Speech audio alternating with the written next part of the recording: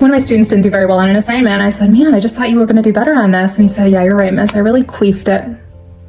I said, don't say that. And he said,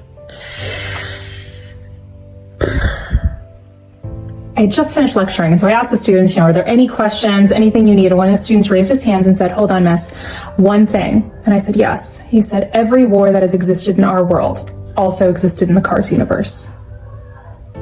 I had a really tough day with one of my students that was just challenging, we'll say.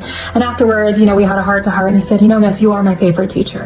And before I could stop myself, I said, dear God, what is it like for the teachers that you don't like? My students were asking what I was going to be eating for lunch, and I told them I had a sandwich. They said, are you excited? I said, not really. The bread's a little bit dry, so not great. And one of my students said, dry and crusty, just like your mom.